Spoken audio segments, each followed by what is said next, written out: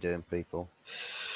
Oh, I am only now just sort of feeling alive enough to be able to do some live streams. So we are alive enough to do this, so we are doing it. We are doing it now, and not a moment later than now. But how's everybody doing? Do apologise for a lack of content. Of course, I did feature um, on the good, the bad, and the ugly, but wasn't streamed on this channel as they were trying a new streaming software, which Anthony's phone went kaput with. So even though mine could get in, but his one couldn't, because coming from Bristol and all of that, most things don't seem to be working over down Bristol way, and I suppose they're probably still in the Stone Age, so I can't complain. Can't complain there. They're about 50 years behind us, but don't worry about it, guys. Don't worry about it. We're all good. We're all up to date down this end of the country. You know, just time warps where for every 5 minutes you walk in this country, you can just go into a completely different timeline. But with Manchester United, we're talking about this weekend, a game against Bournemouth in the Premier League. Kind of a bit of a non-story sort of situation at the moment with Premier League football, because let's be honest, we're not getting relegated. We're not getting European competitions through qualifying in the league, and there's not really much desire nor care to want to do anything in the Premier League. So I suppose it's probably just proving grounds for players that don't get as many opportunities, or players that are trying to break through, players that are trying to bench the competition. Try and get in with a shout potentially to be to be a factor in the team next season, or more importantly, try and play well enough to stop yourself from being sold in the summer. But depends really, because you never know. You never know. You might be absolutely abysmal. You might be trash, but you'll still live. You'll still survive. You'll still keep your 200k a week contracts and be absolutely riding on the coattails of everybody else actually, giving a damn. And you didn't have to sweat an inch. So big ups to Anthony Herbert. How we doing? Is your phone working yet? It's this camera, I swear to God, this fucking StreamYard is getting increasingly laggy, and I don't know what it is. I just think it's just a trash streaming platform. I can't lie. Literally doing everything in the book to just cook itself. But anyways, that's neither here nor there. But yeah, man, Bournemouth, bit of a nothing game. Not really all that fussed about it. I'm not that excited about it. Of course, I would like to win games, and I suppose league position in terms of what place you are is quite important, because 3 million, roughly about £3 million per position you are in the league. So if we can assert ourselves or assure ourselves of another £6 to £9 million in the transfer kitty, and I suppose that's something. But still, it's massively pivotal on qualifying for Champions League. Although there is talk from Ben Jacobs that business in the summer, there is a couple of moves that United have factored into the budgets that they reckon they can do before needing to sell anybody. So it's a bit of a change of tune going into the previous summer, where they said, "Now we've got to sell loads of people before we can buy." Sell to buy, sell to buy, and sell to buy. A lot of that talk. Well, this summer we've actually been told, well, look, you could do a little bit of business before needing to sort out any outgoings, and I suppose we have got quite a few outgoings on the agenda. The likes of Anthony, cash in on him. And I suppose that's kind of the thing, is if you've got a player that's probably on that scale of which is likeliest to perform for your next season, between very likely to not at all, and then the maybes in the middle. I think there's still a couple of players that might be doing well on loan at the moment, such as Rashford or Anthony. They sit somewhere on that maybe scale. For me, if you're on that maybe scale and you're one of the first team grade players, that's not where you should be. You should be in the absolute certainty, yeah, you should be staying. So if you're in that category for me, you're gone. You're donezo's. You are sold for money. You are funding your replacements. And that's kind of what we need to assure that the board is going to end up doing. Players that are on loan, they come back, and you strike up a deal to sell them off, and bring in solid replacements. The two deals that they're talking about as well. Yeah, it's working, but don't let me on the show. Wow, your your phone is not your phone is not quite up to scratch. It wasn't capable of the streaming platform. Maybe that's what it is. It's just because this other streaming platform was superior to StreamYard, so it lets you on StreamYard, but then not the superior streaming platform. Maybe that's what it is. I don't know. But nonetheless, maybe I'll have to consider moving streaming platforms as well. And I suppose StreamYard have sort of clocked onto that by giving us referral codes to be like, oh, please go get us more subscribers. Please go get us some more people to actually buy our programs. We'll we'll pay you money to do it. God, can you imagine? Can you imagine if somebody was crazy enough to actually spend a package deal using my referral code? That's mental. But hey, I'd get paid to do it. Who knows? Who knows if somebody's crazy enough to do it? But nonetheless, the summer transfer target, the two players that they've got in the crosshairs at the moment to doing the business prior to any sales, they're looking at Mateus Cunha and also Liam Delap. Now, you got to ask the question. Mateus Cunha, yeah, sure, he's definitely a highly sought after player in the Prem.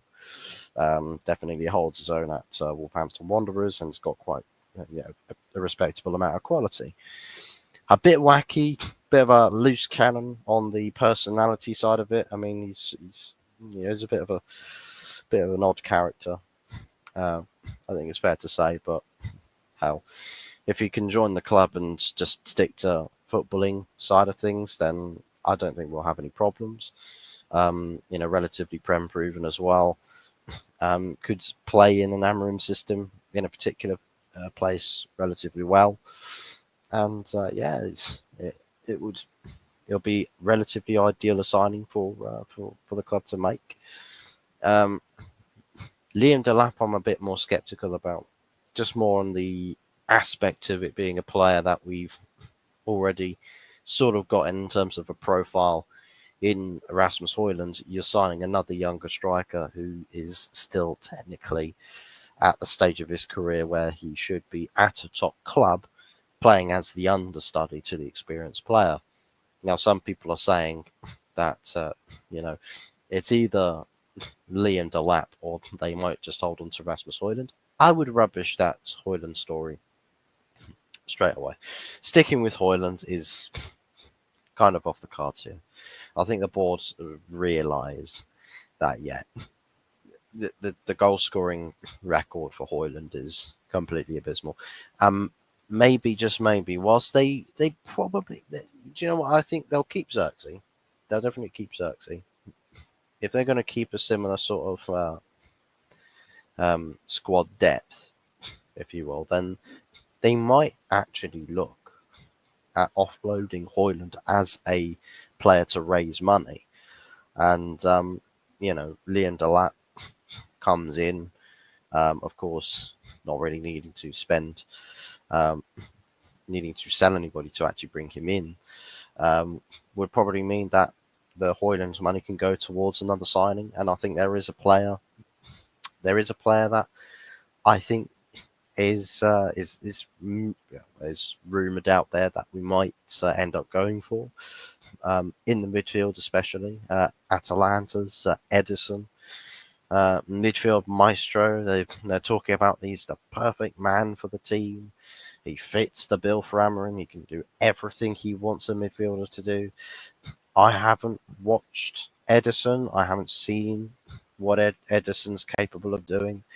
But if he's got a lot of suitors that are intrigued, then I suppose it's not really going to do a lot of harm if Man United do act upon the interest and bring him in. And I do think that, especially with the reasonable case of selling on or letting Christian Eriksen go at the end of the season, perhaps Casemiro as well, along with somebody who I hope leaves is Mason Mount. I'd like for Mason Mount to end up leaving, but I don't know. I think Ineos are quite keen on keeping the PR disaster going and keeping him at the club. So I don't. Perhaps Mason Mount is not a player we'll see sold under any circumstance. They're probably crazy enough. They'll probably be more likely to sell a Kobe Mainu than they would be a Mason Mount. One's a complete and utter PR disaster and is costing the club, hundreds of millions of pounds every season. And then you've got, well, not hundreds of millions, but you get the drift. It's in the high, millions ballpark. And then you've got a Kobe Mainu who is much cheaper, academy graduate, a lot less catastrophic on the pitch, and is not an embarrassment to your club. So, I think I know which one of those, between those two, I think I know which one I would want to keep and which one I would want to sell. But I'm not Ineos. I'm not fucking off my rocker. I'm not, I don't look like I've, it's just only barely escaped a life of the high stuff, the sauce, lost in the sauce and everything. I've not, I don't look like I'm a bit of a coffin dodger. Glinios out, get out of my club. To the both of you. But yeah, at type in code, create password, and download it, and then they wanted me to do a survey. How have we managed to end up needing to go through doing a survey or download anything? Just use it as a hyperlink through Chrome, and then just use it as a mobile. It should load you up the mobile version of that stream, and you can join off of that. That's basically what I had through the Instagram chat. Copy the code or the URL for the stream. Go to Google or Chrome app, enter it into the search bar, and it will just throw you straight in. You set up which name you want to use, allow permissions, and then Bob's your uncle. You're in. But yeah, I don't know what dodgy links you've been clicking on for you to end up being into a forced sign in or a forced download a streaming app and then do surveys. I mean, yeah, that to me sounds like you've clicked on the wrong thing or done something wrong there. There's no way we're using the same link, and it works perfectly fine for me without asking me anything or asking me to download anything. So yeah, so something's just up with your phone. Maybe it's hacked by the Chinese people. I don't know. They do like to encroach on data farming. They're always watching you. There's somehow, some way. It's like Vanguard anti-cheat for this Valorant game. The most encroaching data farming that sends all of the data back to China. It's crazy, really crazy stuff. But hell, who knows? Who knows? But maybe it's a data farm. Maybe it's not to China. Maybe it's somewhere else. But there's definitely loads of data farms out there. Which, by the way, crazy thing is there's quite a few of these apps you can get, which can actually find where your data is on the internet and the amount of people the sheer amount of people that actually have your data and you never knew about it is mental. It's how people get to emailing you scam stuff or calling you, I think, and just random things like that. So yeah, it's always a risk. There's always a risk, or somebody has harvested your data and then might pretend to be you, might try to pretend to be you. So yeah, just watch out what you do with your data online, and watch out which websites you go to. But yeah, the back to the agenda with footy talk and player purchase and sales. Um, Another name that's been murmured as the first guaranteed exit this summer, um, off of a big money grab, is one Alejandro Garnacho. As per the thumbnail, the man in the thumbnail, Alejandro Garnacho is plotted to be sold all the way to who knows which club will be interested.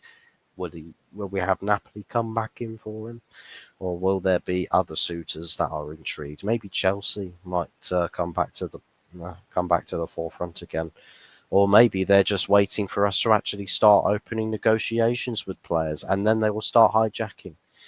Because that's kind of what Chelsea do. They just look at what other clubs people are signing, or what other players that clubs are signing, and then they just go, you know what, I'll take that one. I'll take that one. Just gonna wait for you to do some business. Yeah. Oh, okay. Nice. I'll take that player off of you as well. And yeah. So we call all of your transfer targets, and we've left you with nothing. That's kind of what Chelsea do. It's just a Chelsea thing. It's a Chelsea way. But who knows? Who knows? They're just a player farm anyway. They'll buy cheap, sell profits, and sort of hope that the quality, you know, can keep their heads above water. One thing I should probably say as well with Chelsea is that it's not a sustainable feat. It is not sustainable, my guy. It's not sustainable. We did it by breaking our finances. You're doing it by doing a Brighton, and it is quite literally themed off of Brighton's footballing model. So yeah, problems there, Chelsea. Problems there. You are not Brighton. You are Chelsea Football Club with European pedigree, not just a mid-table player farm. Yeah, buy for cheap and sell for profit. You're not that club. You're not that club. So yeah, y'all should probably get to protesting some more, and getting those people to actually give a toss about your club. So yeah, we got some of the predicted lineups um, on the screen onto my right and onto your left. But yeah, and predicted lineups. I'm quizzing looking at it, but yeah, I don't know. I don't know. I think it is again a bit more potentially just a rotation squad. Try and keep the aspects of the team, as stronger players, more for Europa League rather than keeping, just trying to play the strongest 11s every single week of Premier League games, especially when there's not really much incentive for doing that. But, there's a few first teamers in there, rotation players, but overall, I don't know how close this team is probably going to end up being to the real deal, but we'll read through it. Andre Onana in goal. Pretty sure Bayern should be here. Pretty sure Bayern should be. Yeah, probably I would go with Bayern, maybe, if you're going to rotate properly. Back three with Mazraoui, Maguire, and Diorro. Could sort of see that being the case. Personally, I wouldn't really change an awful lot about that. Patrick Dorgu at right wing back with Harry Amas at left wing back. Can't complain about that either. I mean, Diogo Dalot is apparently out with a calf injury. Yeah. So yeah, calf injury for Diogo Dalot. So probably not a major, um, not a major injury, but still, that's another wing back player. Got well. To be fair, I have sort of been calling for him to be dropped previously, so I suppose now's the time to see what exactly this this combination of wing backs are capable of. Midfield duo between Agate and Ericsson. Um, I think Ericsson's just there to rotate, but yeah, not not overly looking forward to that sort of midfield defending against a Bournemouth because I think Ericsson probably would leave Agate completely high and dry. Definitely will get easily overwhelmed. It's yeah, I don't really know what that midfield strength is because I mean you've got Agate who's a bit like a headless chicken, will literally just run non-stop and will bulldoze through players. Um, Not great in the the possession side of it. Ericsson just doesn't have the ability to run or do really anything at the moment. He can't really defend. He can't really attack an awful lot, and he can't. He doesn't have that sort of um, that creative spark about him. Because I know, especially from set pieces, when he has played from corner kicks, the guy can barely beat a first man. I don't know what it is about some dead, dead ball set piece specialists. Struggling to beat the first man from a corner kick. It's like Declan Rice. Some of the most insane free kicks we've seen in recent times. And then you stick him on the corner kick, and this guy's just sending it to Rosette behind the goal. And you're thinking, why are you kicking the ball out for a goal kick? And he's done it several times this season. It's so weird. Like I think he just puts way too much bend on it. Just way too much bend. But I think with Man United corner kicks, it's just no power. No power. Just it's sending floaters all the time. Bruno does it as well. He underhit. He underhits a lot of the the the, the corners, and yeah, it's not great. It's not great to watch because it's like you've got some danger men in the box. You get a bit of height from certain individuals. You think you've got somebody who's good with accuracy. Get them to put a bit of whip on that ball, get it straight onto their heads, and generate some of the power for those players as well. So they only really have to get up to direct it rather than have to do all the work. It's like they walk the ball over and it's like, here you go, try and header it now. It's like, son, you need to put it on my head for me to actually put using my head to put it in the back of the net. So yeah, not intrigued by that midfield whatsoever. The two tens looking like it's Fernandes and Garnacho. Um, I suppose you can ask the question, what Garnacho we're going to get? Are we going to have a Garnacho that's putting the team first, or are we going to have a Garnacho that's putting himself first? There's one or two things. The split personality disorder, but in the form of a football player. You got a creator who can do the basics well enough. Of course, he can do the basics well enough. We've seen him when he's played keeping things basic. He can do a relatively good job. But it's when he decides, you know what, I'm going to just start doing things for myself. So and then he starts shooting from about 50 yards every time. And it's not really working for a good shooting opportunity either. It's just a bit, it's almost like the blood rush you get when you feel like, oh my goodness, the time to shoot is closing.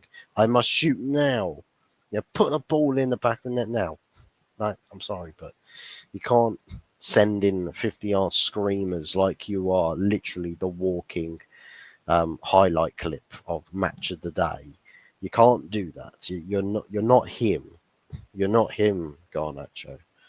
Uh, Fuzzy, can you play Xerxes in the cam role if it would work and get a new striker? Well, he has been playing a couple of games this season in the attack in one of those two tens. It's just he's got the ability to actually create. Like he has got an eye for a good pass, I just think that the balance of the team doesn't really complement what ability he has to create. I do think that perhaps he would be more favourable if he played in the nine, but was more stylistically like a false nine, where he allows for other finishers in that team to be closer to that goal, but he's got the ability to hold up the play and allow for the team to get further up the pitch. So I think there's definite reason to believe that perhaps playing Xerxes at the nine is ideal, but then how that team builds up in the final third is more reliant around Xerxes playing to his strengths as opposed to playing just to, off the shoulder of a defender and trying to use pace. Xerxes don't really have any pace. So he's got to try and find a different way to make that number nine position his. So yeah, I think with Hoyland, he's probably more sort of, he's got more pace to burn, and I suppose that favours what Amarim's default system requires a player to do. But yeah, I think he doesn't really provide anything creatively or creativity wise, and he doesn't really hold on to the ball well either. So maybe what we get if we do sign Delap, that is, maybe what we get is what Hoyland should be as a striker, with the ability to hold up play, to link up with his teammates around him, plus then have the know-how to get into the right positions. And I've seen some other people sort of calling out Hoyland for a lack of footballing intelligence. He's not a very smart player. He doesn't really think about what he should be doing on the pitch. And I can't necessarily disagree with that opinion, because it's just every time you watch him play, you think, okay, well, you don't have to be, a superstar special player. Just do something, just do this and do that, and just a very steady Eddie type performance is what's needed. And he really struggles to even provide steady, a steady characteristic to his performance. Not even that. It's like, well, what can you really give us, Rasmus? What can you provide this team? And so you're really struggling, really, really struggling. And I don't know if we could say that with Delap, if he were to come in and he actually starts playing exactly how Rasmus Højlund should be playing, I don't know if Rasmus Højlund would be, game for that. I mean, I know you probably would start trying a little bit harder, to get back into the team, but you gotta have the smarts up here to really sort of get things into gear. If Tom was at Man United, what role is there for him? Thoughts? Um, I think definitely. I don't know how many toilet plungers there are. You could be a professional toilet plunger.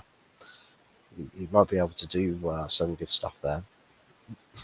He might be He might be the person we actually need to fix leaks in our roof. He could provide us with new pallets for the roof and stop water from getting in. Or maybe you can be a bit closer to home and actually, more so inside his comfort zone and manage the parking situation around Old Trafford. Be the director. From sunrise to sunset, just directing traffic. You go here, you go there. Do with parking, except not really much in the way of airplanes around Old Trafford. Um, Unless, of course, Liverpool are playing at Old Trafford, because the Scousers, they do like to nick a lot of things. Yeah, you might find a Boeing 777 just casually parked in Old Trafford car parks when Liverpool come to play United at Old Trafford. You never know what will turn up, guys. You never know what will turn up. But yeah, there's plenty of roles for Tom to fulfill. I'll keep him away from any roles of importance, because he might just try and sabotage the club. But then again, he could sabotage the club by just drowning everything, literally just sending that shit underwater, turning Old Trafford into a submarine stadium, the first submarine stadium, and it's submerged, guys. You know, get the sonar radars out and everything. We're going deep sea diving in the blue. That's a good role for him in the car park. It's a very bold, a very bold citizen. Oh, dearie me. Oh, do you know the I'm sure you've seen a video of this. What was it? The turnstile security guy at Everton. I think it's Everton.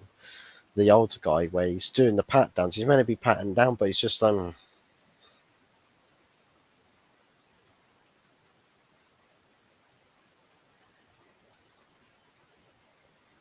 Maybe we could do that. Probably he'll do it with a bit more pizzazz.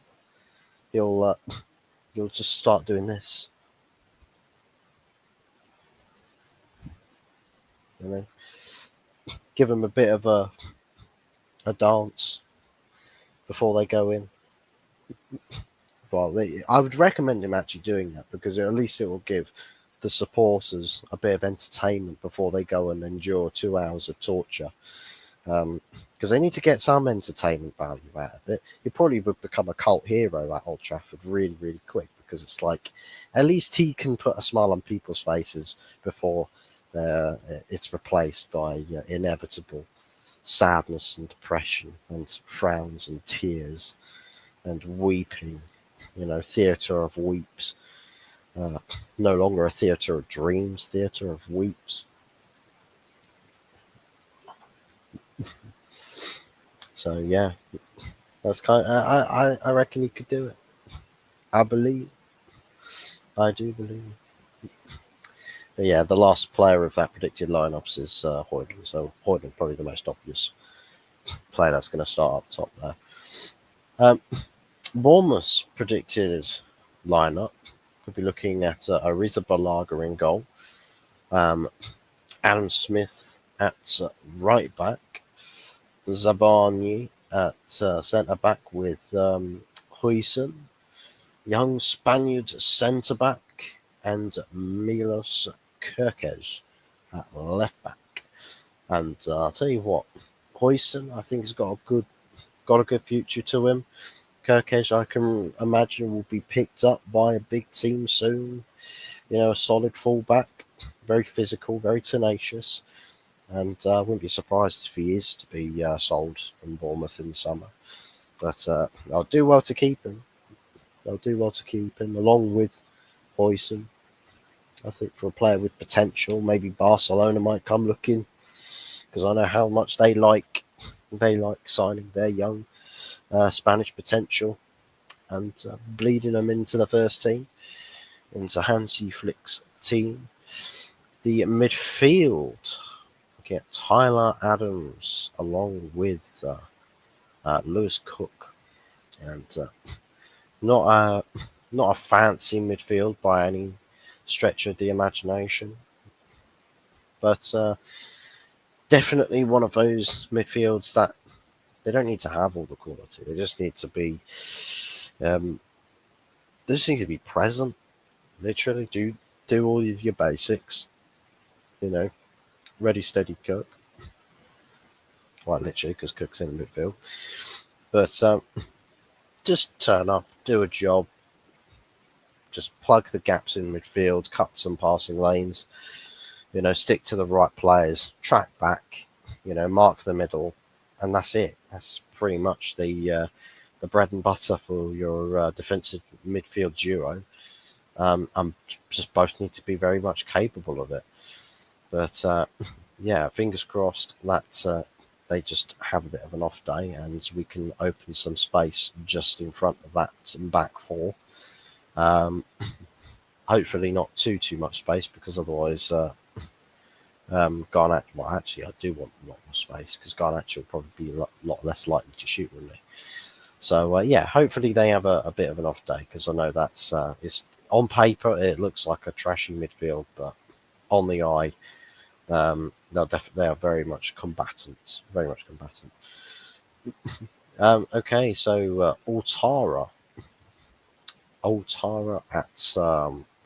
at the left wing position. Another Man United target in Semenyo on the right, and Justin Kluivert in the 10. A very mobile, a very frantic attacking three. Um, Basically, all three of those players can play in all three positions. So it's a difficult feat to keep up with um, if you are a dynamic team. You know, if you prefer your structure, you know, it's not really going to matter too much who you're up against.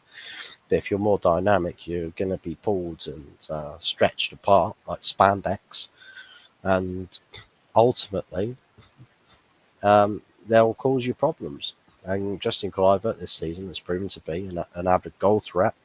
Semenyo has proven to be a handful for defenders at times. Um, Legal Tara is a bit more of an unknown entity. To be honest, not really noticed his name up in headlights or headlines as much, but definitely could be someone to have to watch out for. And of course, up number 9, Evan Nilsson, somebody who I think is, I don't know, I think at Porto probably overrated. Actually, I think Porto was probably justified. Goes to Bournemouth. I think he has got the ability to be a good goal scorer. He has got the ability, but I don't necessarily think he's got the wherewithal to really impact in the Premier League to quite the same degree as you can do in the Portuguese league. So, not to say that he's a bad striker. I just don't think he is you know the ultimate bestest choice to have. How much is it for Garnacho? Unknown, unknown entity at the moment with Garnacho price tags. I'd imagine they'll probably ask for a bit more of an audacious fee to sort of just test what people's resolves are. But I can imagine that it's where they want to guarantee some good money. I think selling younger players that are a bit more sort of touted for grand success. I know that there's some people out there that are just like, oh my God, you don't sell Garnacho because we'll regret it like 2, 3 years down the line when he's a superstar for another team. Like, yeah, but I don't really care all too much about if Garnacho goes to another team and does it and, you know, turns into a superstar for them. I'm not concerned about that. I'm concerned about who is doing a good enough job for Manchester United today. I don't really care if Garnacho, if I could look into the future and see, oh, Garnacho would probably start to do better for United about 3 years later. We don't know where we are 3 years later. We really don't know where we are. We could be better. We could be worse. I'm not willing to wait and find out and be patient for a process. I'm not going to trust the process if there's a guarantee that we can probably end up being worse because we keep incentivizing, pushing upon unproven talents to find their footing. I mean, it's you can't. I think for some people they'll say, "Yeah, we need to sign experience and quality now," but then in the same breath will say, "Well, we got to keep Garnacho. We got to keep playing him. We're not in a position to keep Garnacho." And the problem is that even if we have the ability to keep Garnacho, it's not really the case that we will keep him for the sake of them benching him and the player we sign to start ahead of him gets all the game time, because I think there'll be definitely um, a feat where Garnacho just gets forced into that team, and I think with the sort of personality he's growing with here is already massively problematic. I don't see an assimilation or a chill out period with Garnacho. If somebody comes in and starts ahead of him, I don't see him and his ego if he doesn't get game time from the off, I don't see how he sticks around. Even if he comes off the bench as an impact sub, I still don't see how he stays, because I think at the moment he's got an ego that probably screams, "Hey, I feel like myself. I'm too good to be on the bench, even though you haven't really proven anything." So just had to go and get rid of some troublemakers in the chat first. Anthony, you're the only troublemaker here, mate. Get rid of yourself. Ban yourself. If you can't do that, I'll do it for you. The only person here. People press the like button, send in your super chats. So ain't no chance in hell that I'm gonna end up getting super chats. I'm not gonna be monetized anytime soon. Probably never, to be honest. But never mind. I'll probably get all the qualifications to be a monetized channel, but they'll probably be like, "Nah, this kid just not getting it, not getting it." But anyway, so if anybody does like the stream, then big ups to you. I do appreciate your support. I'd love very much for you to get your comments in, and if there's anything you'd like for me to address or discuss, then don't hesitate to put it in the chat. Uh, sometimes better that way, first. Yeah, sometimes even if it is a bit slow, I've got topics that I can discuss, so I shall discuss. I'll continue conversation, but it is nice when you have people in the chat, adding comments and giving you topics and subjects to talk about. So yeah, I think it's up and down. It has its ups and its downs, but nonetheless, I just do feel like I prefer just the ability to chat about whatever it is I need to chat about. So yeah, we're chatting about the Bournemouth game on Sunday, as well as that, um, players that we can sign in the summer. Big up your boy Garnacho, thinking it's CR7 reborn. It's cringe. Big ups to Ravi, Big Harry. How we doing, buddy? Hope it was well with you. But yeah, man, astronomical ego with CR7. And I know he's definitely idolized CR7. 100% has idolized him. I mean, the celebrations, the trends, copies some of the trends. So he definitely has got the aspect of looking up to him, but to sort of put himself on that pedestal, I struggle to vibe with that, and I think a lot of the Man United fan base do as well. But there's some of the weird Twitter lot that will probably be out there just like, "Oh my god, he's got aura, he's got aura. Oh my god, he's glowing." I'm pretty sure the glowing is just from when he grins. All of those fake whites, the lights reflecting off of it, it's enough to make a car coming the other way crash. Right, it's that bright. So, is that your new channel on YouTube, Dogging with Fuzz? Why the fuck would I go dogging? Like, no. I wouldn't want to go dogging with anybody. Then go dog themselves. Whack one Mr. Hotford's 44. Jesus Christ. She's back. She's back. She's still alive. You're glowing like a fine beauty. Well, unfortunately, my StreamYard tarting myself up feature is lagging the fuck out of my stream, so I can't use that. So, unfortunately, this is all as natural as it comes. And I have to deal with it. I have to deal with it. But nonetheless, I'm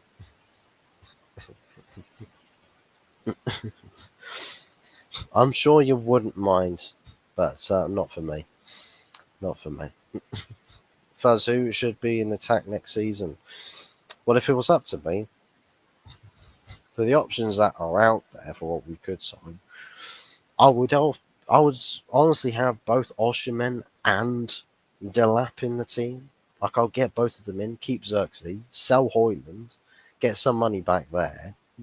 So that's my striking options. I've got Oshimen, Delap, and Xerxes. I'd sign Cunha in.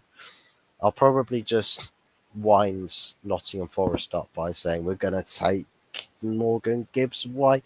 And the best thing about it is Morgan Gibbs White would actually be all over that. He'll be like, oh my God, I can go to Manchester United. Yeah, I'll definitely want to do that. And maybe if we can get an extra fee of transfer funds, then maybe there's something that could be said about that. But I don't think we're going to have much in the way of funds to explore that sort of deal.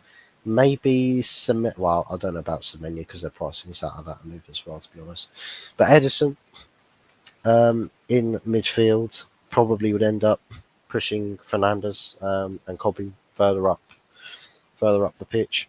I don't really know, to be honest, as to who we could start in the tens, because judging if I could have it my way, I'd probably be looking at selling Garnacho. I would. I'd be looking at selling Garnacho for the sake of, bringing in players that are more systematic. You know, I love some good dogging. You you go off, go get your money's worth. Yeah. I'm very flexible when it comes to dogging. Is that in terms of what car? Yeah, you get to choose from.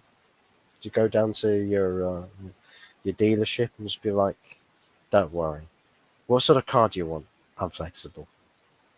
But do you want a coupe? Do you want a hatchback? Do you want a saloon? I'm flexible. That's not the answer we're looking for. 40 million for Osherman is a risk-free deal. Unfortunately, 40 million for Osherman is not a thing. Unless we do a deal with Garnacho going the other way, then I would say I'd be open for some talking. Napoli, I would. I'd be open for some chat. Let's have a ganders with that. So yeah, definitely would consider that. If there was that sort of price tag to it, for me that's a no-brainer. But Napoli have got a fixed release clause for the guy, somewhere in like 60 millions, 60 million upwards, I think. So not really in with that transfer deal, but again, it's another player that we could show our interest. We can play our cards, and I'm sure the player would try to push the move through from his end. Get a room you two. United miss a Carrick type player. My God, we miss a Ferguson type player. Just anybody that played for Sir Alex Ferguson, we miss that type of player. Even De Gea, the last stand of a Ferguson team. Even we miss him. That's another deal that I'll be trying to sort out for the summer. Is getting Anana out of the club and bringing somebody else in to start. So, yeah, for me, Carrick type player, I'll take a Carrick-esque player, that sort of rating all over the pitch, 100% Skoda. You go for a Skoda. It's like you're like James May with his obsession over Saabs. Yeah, he's got some weird thing for Saabs, and it's also that guy that dates his car. Yeah, I don't know if you've seen it, where somebody's literally married to his car, a little red car, and he goes and has make-out sessions with it, whilst parked up outside his house. I don't know why, but this is a story, and there's a video of it on YouTube. I don't know where these people come from. I don't know what neck of the woods they're from. I take Osherman at Arsenal. I think there's quite a few people that would take a player like Osherman. A few clubs, I think, of course, Spurs would take anybody with the pulse. Arsenal probably take Osherman. Don't think City would. Maybe Liverpool would, dependent on if they get rid of Nunez. And I can imagine if Darwin Nunez ends up leaving in the summer, they might look at that and think, we can sort something there. Um, but I don't know. But I don't know what Arne Slot's resolve will be. Uh, I know that he's definitely got to think about rejigging that Liverpool squad a little bit because I mean, with minimal investment, he's managed to to win a league title with that Liverpool team, which by the way they'll be champions this weekend. Um, but I think to do it again with minimal investment for a second summer, I don't see it happening. So I can definitely see um, business picking up this summer for Liverpool. And if uh, if everybody else is sleeping on Osherman, I could see them. I could see them moving in. You know, either that or they go for Gyökeres. There's one or two players out there that they can get. Osherman can go for 50 million now, fellas. Uh, I don't know if that's a confirmed fee or if somebody somewhere has said yes, that's what we would be happy to sell him for. Um, but based off of what I've heard, is that there's a release clause, and I don't think Napoli are all that interested in entertaining bids lower than that release clause. But maybe I'm wrong. Maybe I'm wrong. Hopefully I am, and we just stick like a packet of quavers on the desk for Napoli, and they're just like, quavers, what's this? Well, we can guarantee you it's the best thing to ever happen. It will turn you into Superman if you have a packet of quavers. All you got to do is just give us Victor Osherman in return. And they'll give us Osherman for a packet of quavers. And the Napoli boardroom will feel no different after having some quavers. They'll be disappointed. You need a sprayer of the ball in midfield. We need somebody that's got strong defensive attributes, somebody who's got good creative eye, he's good with dictating the pace of play and transitioning the ball from back to front. But it's just smarter. Like, give us somebody with the intelligence of a Cesc Fabregas, somebody with the intelligence of a Luka Modric, someone with smarts, very, very smart player in that midfield, because I think that's what we kind of need. We need a genius. Give us the football geniuses to operate that midfield. Stick a bulldozer like Agate next to him, and I think you find yourself a very, very well established partnership. We've got one that will do the dogged work. Get not afraid to get the knees, to get the elbows out and the knees muddied. He's not he's not fussed with that at all. And then you have the grand master plan inside the teammate's head, can see everything happening before he's even kicked the ball, and yeah, somebody who's good with just possession, play under pressure as well. Um, I do think that we do need to establish trying to find a player that's capable of doing that. Um, I don't know if that player's already at the club in the academy. I don't think so. Um, don't think Collie has necessarily got the ability to do that, and I don't think even Sekou Kone, who in the academy under 21's game against Everton scored a bit of a screamer. So fair plays to him, but I don't know if he has necessarily the qualities that this United team is going to need or is going to require. And I don't know if Edison is that player, but he's highly regarded. 45 million euros is the factored in asking price, or 45 million euros upwards. So we might be looking at a deal there to getting Edison in for that midfield. And would be interesting to see what we make of it. But anyways, a little bit apprehensive because the last time we signed a player from Atalanta, they ended up stinking up the gaff and dying every time that they received the ball in the attack. Ryan Rasmus Højlund. Sucks to suck, I suppose. But yeah, I'm pretty sure that is most of the case with the transfers, unless there's been an update. I'll just see Ruben Amorim's comments on Højlund. Oh, okay. Diogo Dallo's calf injury is a possibility of missing the rest of the season. And so there's that. But also Amarin's comments on Hoyland, the striker, needs to score goals.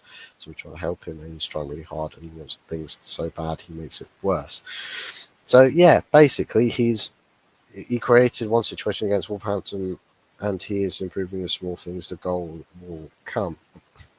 But you sort of just said there that Rasmus Højlund is trying too hard. He's forcing the issue too much, and because you want it too bad, when it doesn't work, it hits you worse than it should. Right? It's hurting you worse than it should. So I don't really think that this is the right club to be trying to figure out how to get that right.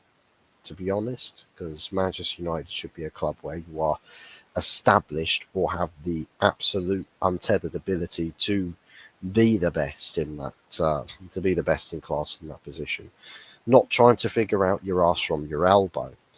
Um, so for me, Hoyland, I'd say, you know, no, no hard feelings, and don't take this personally, but yeah, we're selling you. To be honest, I would. Uh, Fuzz, can you change that background into a tent? Um, no, I don't have any backgrounds that have a tent in them. Probably make myself lag out completely here, but maybe not a tent, but I can certainly do a taunt. There you go. Go feast your eyes on that. Why don't you have a taunt instead of a tent? But but yeah. Anyways, um, Tom, what do you think the score's going to be on Sunday? Do you think that Bournemouth's going to win? Do you think Man United's going to win? I think it's going to be a bore draw. See, I think for me, the score is probably going to be a Bournemouth win, with all things considered. I think they're definitely the favourite team in this situation. Play the better football, home advantage, and it's going to be difficult. It's going to be difficult. What do you think, Tom? I think the West Ham's massive. You think West Ham's massive? Okay, that's interesting. But I want to know what the score for this game's going to be. No, I think West Ham are massive. No, Tom, I'm talking about Bournemouth versus Man United. What is the score going to be? West Ham are going to win this game 4-0, and we're going to lift the trophy at the end of it. No. You know what? You know what? Get off my screen. Get off my screen. Can't trust you to be going around like this. Oh, what the hell's happened to my camera?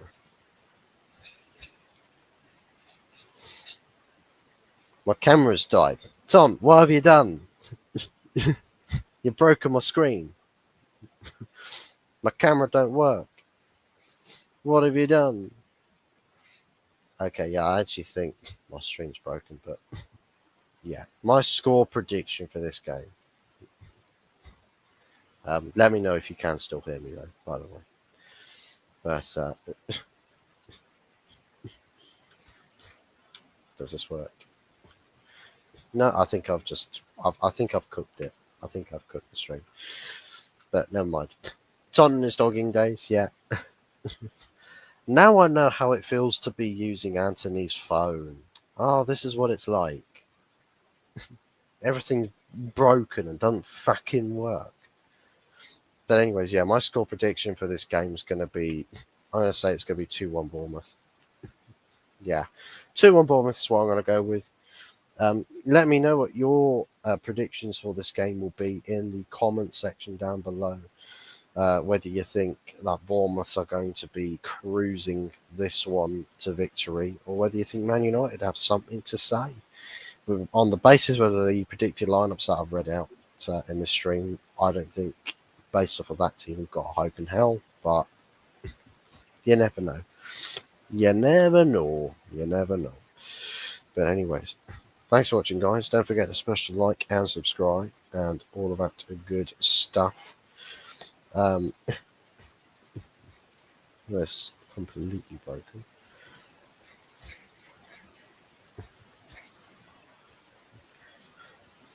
Never mind. I've literally just I've killed myself. I've actually killed myself. Like my camera's just gone, completely gone, forever, never to be seen again. Like look at this, look at this. What is this? What's going on? Anyways, I'm gonna get out of here before my shit breaks even more. Hold on a second. No, that's weird. My playback has got me on it, frozen in time. But this has on my screen. It hasn't. I'm invisible. I'm the invisible man. Queen settings. What's going on? I'll make a funny face. Wasn't that it? But yeah, it's kind of crazy. Oh, it's just not even working at all. All right, well, never mind. Thanks for watching, guys. Take care, and we'll be back again possibly tomorrow if there's more talk about transfers going on or something else. We'll have to see. But definitely back for Sunday as Sunday night takeaway show. I should be around for all that, so expect me for Sunday at the very least. And yeah, I'm going to go after Tom for this. Let it fuzz. Big up Stephanie Griffith. Come right at the death of the stream. Quite literally the death. I put on a stream background, which is Taunt with golden locks that he used to have back when he was in his 20s, right? And it has since fried my stream. I'm now literally just frozen in time. I'm frozen in time. I can't move. Can't do anything. It is catastrophic. But nonetheless, we'll get our revenge on Sunday. We'll destroy. We'll destroy that. We'll destroy his stream. I'll bring the Golden Locks taunt back, like Emperor Palpatine striking back against the rebellion forces. Chont fucked it. He did. I'm chatting to a chocolate milk. I got the real thing in front of me too. But never mind, guys. I shall vacate the streams. Enjoy the rest of your Friday nights, however you're spending it. And yeah, we'll catch you again. Maybe it's tomorrow's, maybe Sundays. Fingers crossed that results go our way on Sunday. And hopefully, Liverpool don't get to celebrate their title on the weekend. It'll be hilarious if they do cock it up. I would love it very, very much. Catch you soon, buddy. Thank you very much, Stephanie. And hopefully we'll catch you again in better time stead next time we are doing the lives and we can chat for a little bit longer. But thanks for stopping by to saying hello. And yeah, in case I don't see you, good afternoon, good evening, and good night. Speak to you all again soon. Take care. Goodbye. And God bless. Ciao.